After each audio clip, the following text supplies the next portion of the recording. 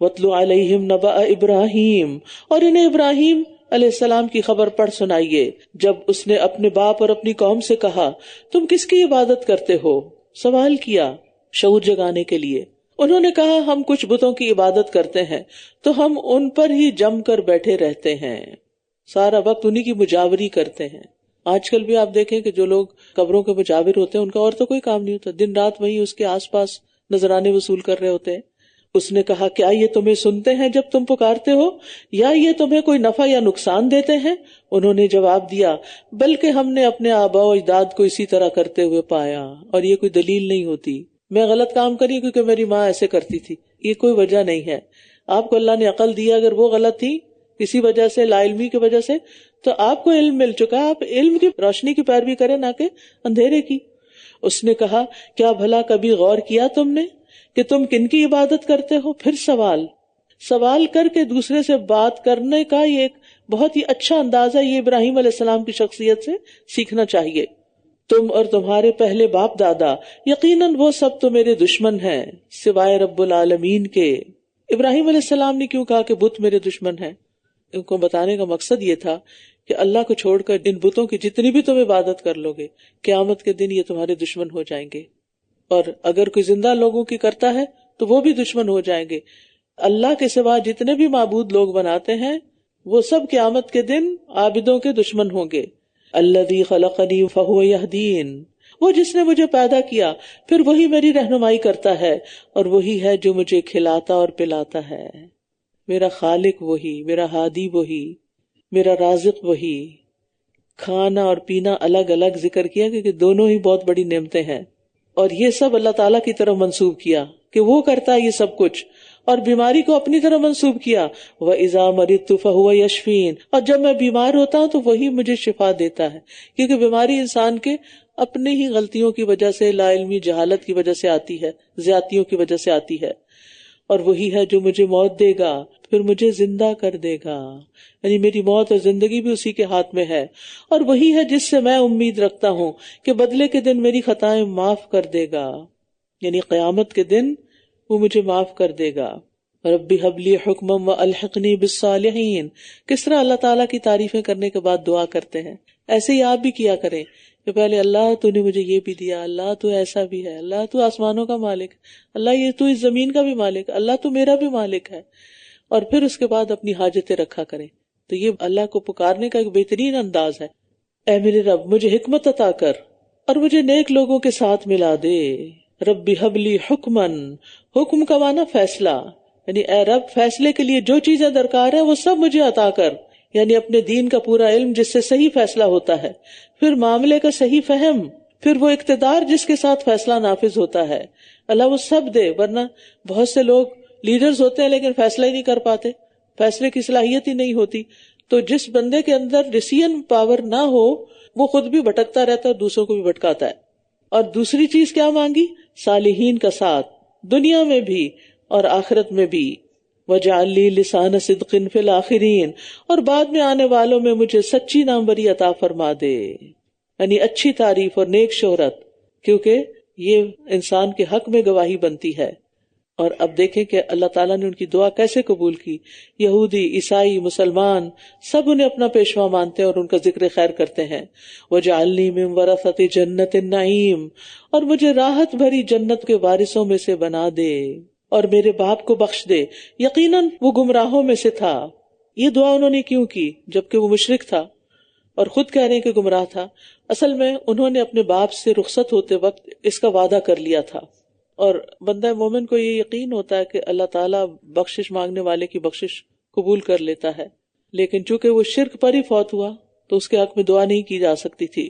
اور تو مجھے رسوا نہ کرنا جس دن وہ سب دوبارہ اٹھائے جائیں گے، یعنی قیامت کے دن مخلوق کے سامنے میرا مواخذہ نہ کرنا، یا میرے والد کو عذاب دے کر مجھے رسوا نہ کرنا کہ لوگ اسے جہنم میں جلتا ہوا دیکھ کر کہیں یہ ابراہیم کا باپ ہے۔ والدین اگر غلط کام کریں تو اولاد کے لیے بڑی شرمندگی کی بات ہوتی ہے۔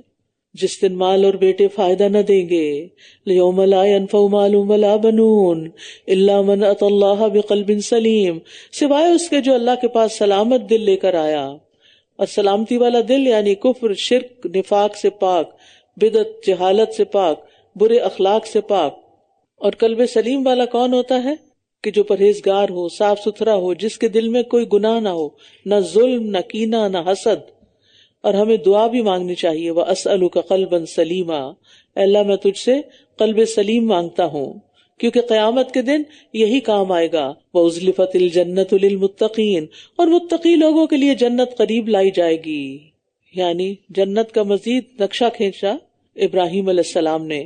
وَبُرِّزَتِ الْجَحِيمُ لِلْغَاوِينَ، اور گمراہ لوگوں کے لیے جہنم ظاہر کر دی جائے گی، اور ان سے کہا جائے گا کہاں ہیں وہ جن کی تم عبادت کیا کرتے تھے اللہ کے سوا؟ کیا وہ تمہاری مدد کر سکتے ہیں یا وہ بدلہ لے سکتے ہیں؟ پھر یہ اور سب بہکے ہوئے لوگ اس میں اوندھے منہ گرا دیے جائیں گے، اور ابلیس کے تمام لشکر بھی اس حال میں کہ وہ اس میں جھگڑ رہے ہوں گے، کہیں گے تاللہ ان کننا لفی ضلال مبین، قسم ہے اللہ کی بے شک ہم تو کھلی گمراہی میں تھے جب ہم تمہیں رب العالمین کے برابر قرار دیتے تھے، اور ہمیں تو ان مجرموں نے گمراہ کیا تھا، یعنی ان بڑے بڑے سرداروں نے جو خود بہکے ہوئے تھے اور ہمیں بھی بہکا دیا. تو اب ہمارے لیے کوئی سفارشی بھی نہیں، کیونکہ شرک کرنے والوں کے لیے کوئی سفارش نہیں کر سکے گا، اجازت ہی نہیں ملے گی، اور نہ کوئی دلی دوست. پھر کاش کہ ہمارے لیے ایک بار دنیا میں واپس جانا ہوتا تو ہم بھی ایمان لانے والوں میں سے ہو جاتے. ان فی ذلک لآیہ وما کان اکثرهم مؤمنین وان ربک لہو العزیز الرحیم، بے شک اس میں یقیناً ایک نشانی ہے اور ان کے اکثر ایمان لانے والے نہ تھے، اور بے شک آپ کا رب وہی بہت زبردست نہایت رحم کرنے والا ہے. کذبت قوم نوح المرسلین، قوم نوح نے بھی رسولوں کو جھٹلا دیا جب ان کے بھائی نوح نے ان سے کہا کیا تم ڈرتے نہیں ہو؟ پیغمبر اپنی قوم کا بھائی کہلاتا ہے. بے شک میں تمہارے لیے ایک امانت دار رسول ہوں. یعنی رسالت کے ثبوت کے لیے دو چیزیں پیش کی. فاتقوا اللہ وأطیعون، پس تم اللہ سے ڈرو اور میری اطاعت کرو، اور میں اس کام پر تم سے کسی اجرت کا سوال نہیں کرتا، میرا اجر تو رب العالمین کے ذمہ ہے. بس اللہ سے ڈرو اور میری اطاعت کرو. انہوں نے کہا کیا ہم تجھ پر ایمان لے آئیں جبکہ تیری پیروی حقیر ترین لوگوں نے کی ہے؟ اس نے کہا اور مجھے کیا علم جو وہ کرتے رہے ہیں، ان کا حساب تو میرے رب کے ذمہ ہے اگر تم شعور رکھتے ہو، اور میں ایمان لانے والوں کو دھتکارنے والا نہیں ہوں، میں تو ایک کھلم کھلا خبردار کرنے والا ہوں. انہوں نے کہا اے نوح اگر تو باز نہ آیا تو یقیناً تو سنسار کیے جانے والوں میں سے ہوگا. اس نے کہا اے میرے رب بے شک میری قوم نے مجھے جھٹلا دیا.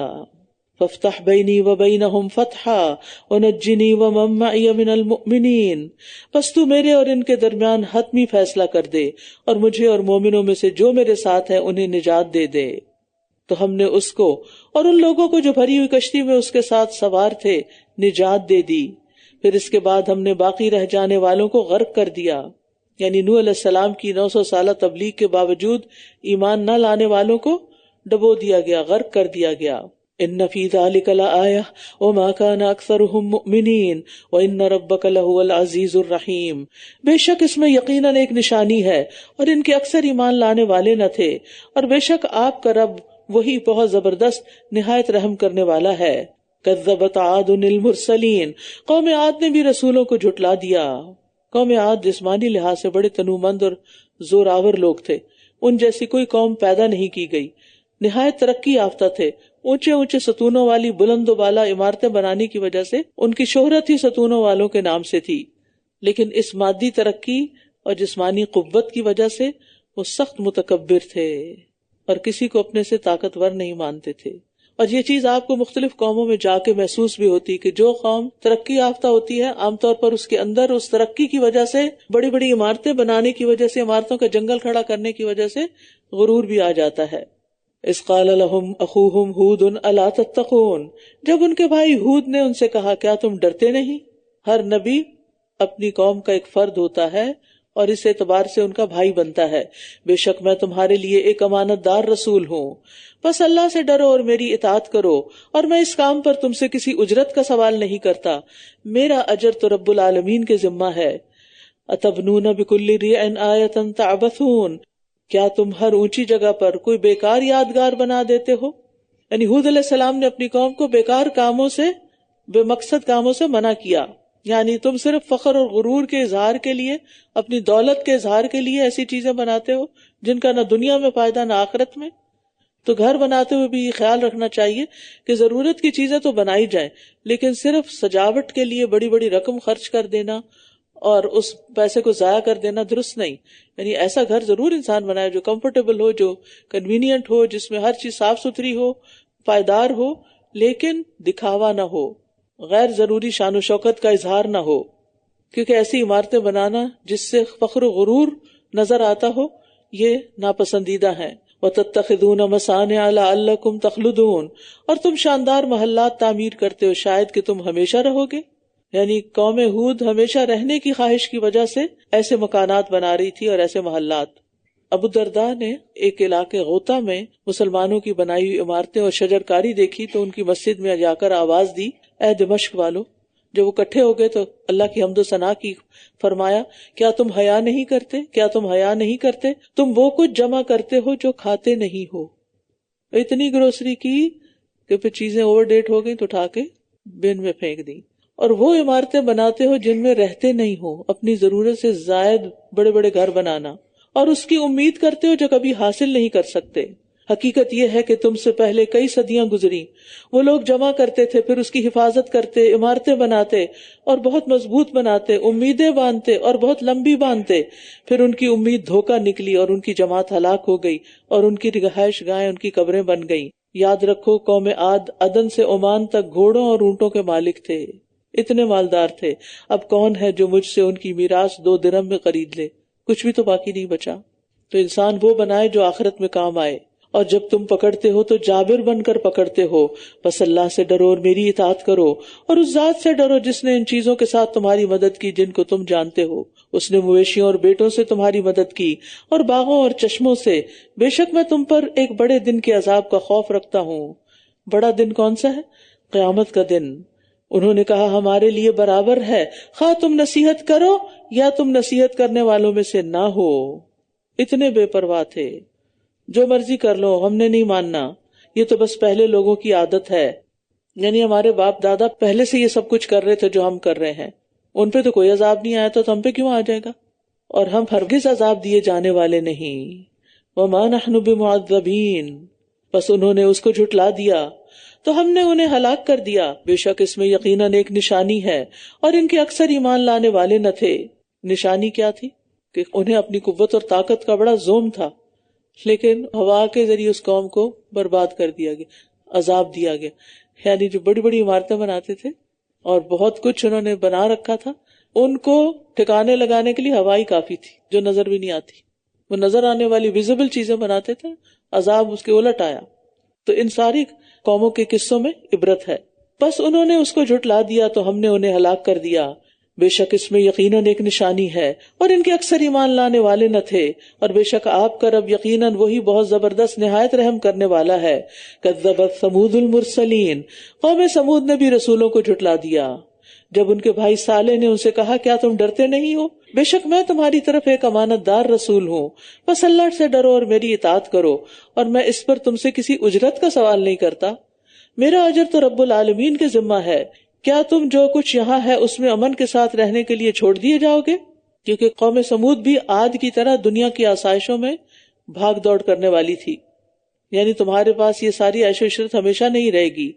کیا تم چھوڑ دیے جاؤ گے؟ فی جنات و عیون، باغوں اور چشموں میں اور کھیتوں اور کھجور کے درختوں میں جن کے خوشے نرم و نازک ہیں، اور تم خوب تراش تراش کر پہاڑوں میں آرام دہ گھر بناتے ہو. قوم عاد اونچے ستون بناتی تھی اور قوم سمود پہاڑوں کو تراش کر ان کے اندر عمارتیں بناتی تھی.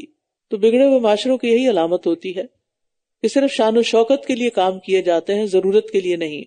اور قوم سمود کی عمارتیں عبرت کے لیے آج بھی باقی ہیں. واتقوا اللہ واطیعون، بس اللہ سے ڈرو اور میری اطاعت کرو، اور حد سے بڑھنے والوں کے حکم کی اطاعت نہ کرو. یعنی ان لوگوں کا کہنا مت مانو جو اخلاق اور تہذیب کی ساری حدیں پھلانگ کر شتر بے مہار بن چکے ہیں، وہ جو زمین میں فساد برپا کرتے ہیں اور اصلاح نہیں کرتے. انہوں نے کہا بے شک تو سحر زدہ لوگوں میں سے ہے. یعنی قوم سمود نے بھی صالح علیہ السلام کو سحر زدہ کہا، حالانکہ اس سے پہلے وہ ان کو بڑا سمجھدار سمجھتی تھی.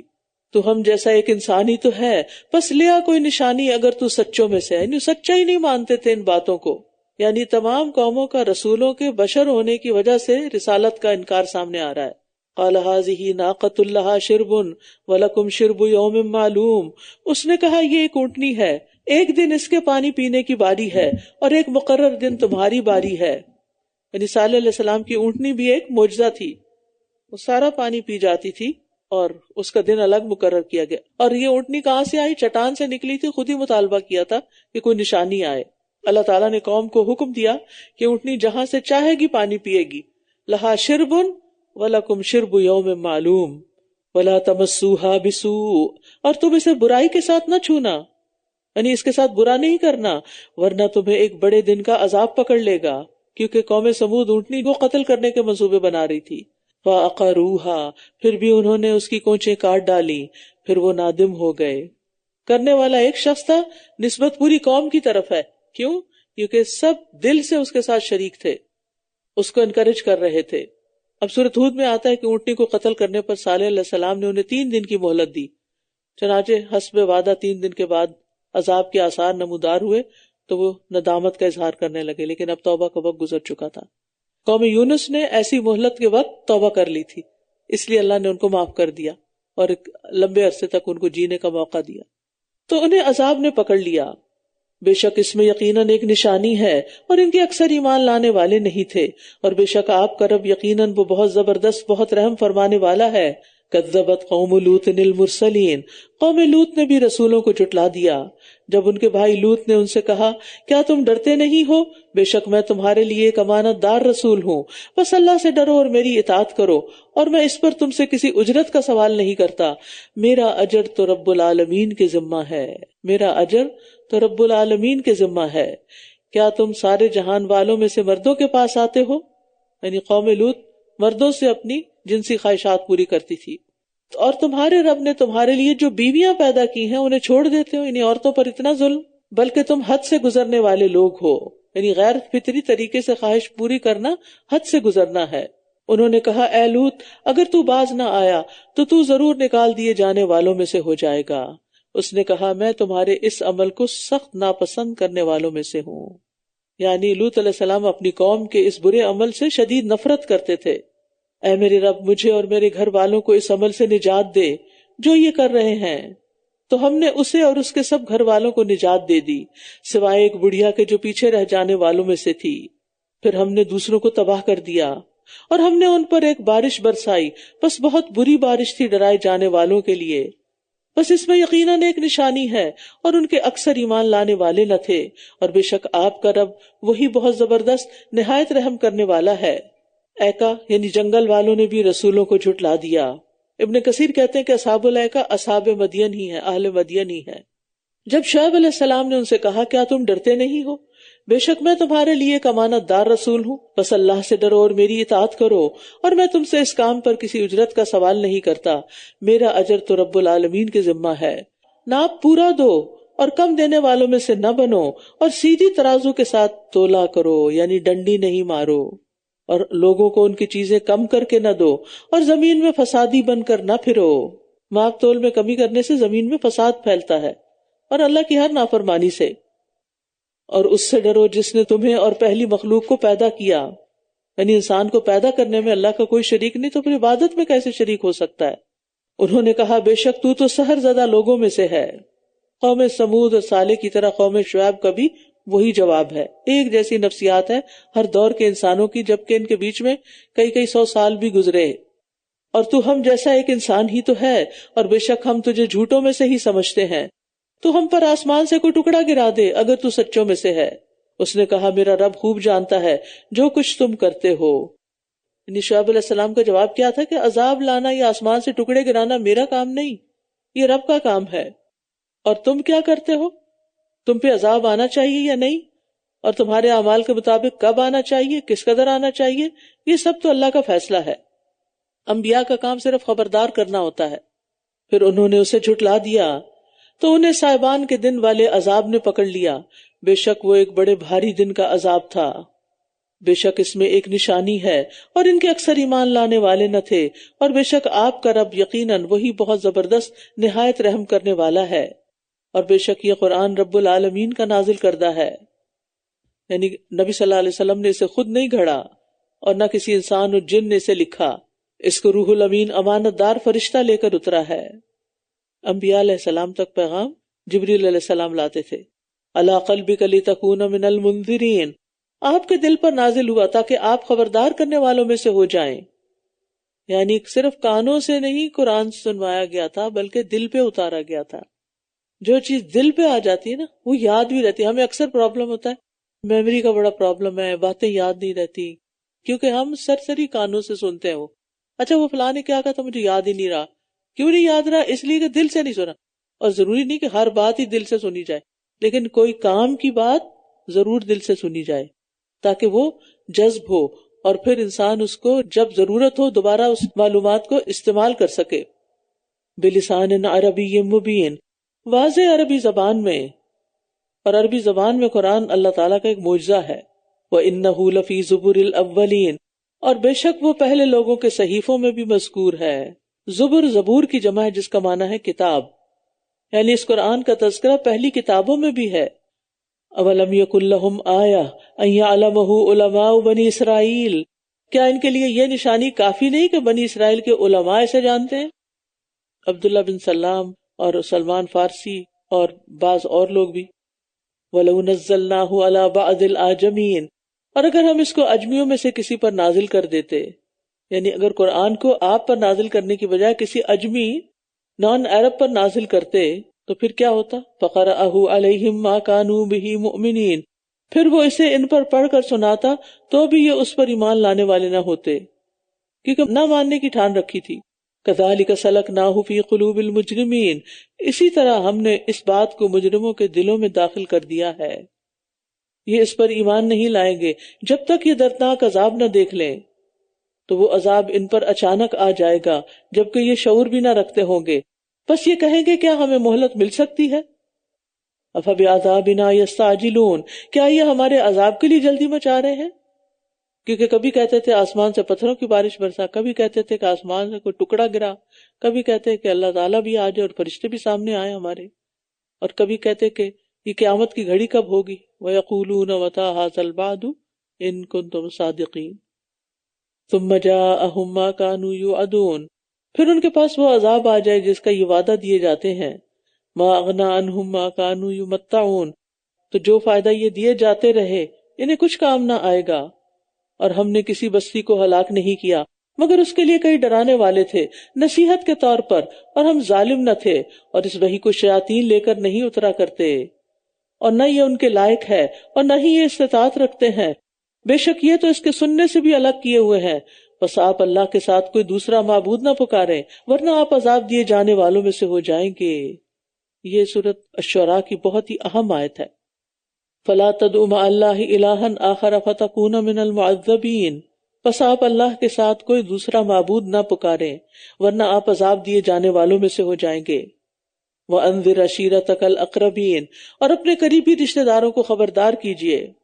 اور مومنوں میں سے جو آپ کی پیروی کریں ان کے لیے اپنے بازو جھکا دیجیے. پھر اگر یہ آپ کی نافرمانی کریں تو کہہ دیجیے بے شک میں اس سے بری ذمہ ہوں جو تم کر رہے ہو. اور بہت زبردست نہایت رحم کرنے والے پر توکل کیجیے. توکل کا مطلب ہوتا ہے اپنا کام کسی کے سپرد کر دینا کہ آپ کے بہاف پہ وہ کرے، اور جس کے متعلق یقین ہو کہ وہ اس کے لیے کافی ہوگا تو یہ بہترین طریقہ ہے. الذی یراک حین تقوم، وہ آپ کو دیکھتا ہے جس وقت آپ کھڑے ہوتے ہیں. وتقلبک فی الساجدین، اور سجدہ کرنے والوں میں بھی آپ کی نقل و حرکت کو دیکھتا ہے. بے شک وہ وہی خوب سننے والا خوب جاننے والا ہے. کیا میں تمہیں بتاؤں کہ شیاطین کس پہ اترتے ہیں؟ تنزل علی کل افاک اسیم، وہ ہر بہت جھوٹے سخت گناہگار پر اترتے ہیں. یلقون السمع واکثرهم کاذبون، وہ کانوں میں سنی سنائی باتیں لا ڈالتے ہیں اور ان کے اکثر جھوٹے ہوتے ہیں، یعنی 100 باتوں میں سے 99 جھوٹ ملا لیتے ہیں. والشعراء یتبعهم الغاوون، اور شعراء ان کی پیروی تو بہکے ہوئے لوگ ہی کرتے ہیں. یعنی شاعری ایک بہت بڑا ٹول ہوتا ہے برائی اور بے حیائی پھیلانے کا، کیونکہ دلوں پر جلد اثر کر جاتا ہے نا. نبی صلی اللہ علیہ وسلم نے فرمایا تم میں سے کسی کا پیٹ قے سے بھر جانا اس بات کی نسبت زیادہ بہتر ہے کہ وہ شیر سے بھر جائے.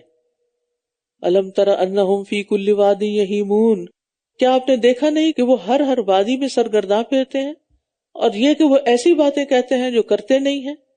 سوائے ان لوگوں کے جو ایمان لائے اور انہوں نے نیک عمل کیے اور اللہ کو بکثرت یاد کیا اور ظلم ہونے کے بعد بدلہ لیا، اور جن لوگوں نے ظلم کیا ان قریب وہ جان لیں گے کہ وہ لوٹنے کی کون سی جگہ لوٹ کر جائیں گے۔ تو شعراء سے مستثنا 4 اوصاف کے لوگوں کو کیا گیا۔ نمبر 1 ایمان والوں کو، نمبر 2 نیک کام کرنے والوں کو، نمبر 3 کثرت سے اللہ کو یاد کرنے والوں کو، نمبر 4 ظالموں کے مقابلے میں حق کا ساتھ دینے والوں کو۔ تو یاد رکھیے کہ یہ اعمال جو ہیں یہ انسان کی زندگی میں بے حد ضروری ہے، اور کسی بھی حال میں ان پر کمپرومائز نہیں کرنا چاہیے۔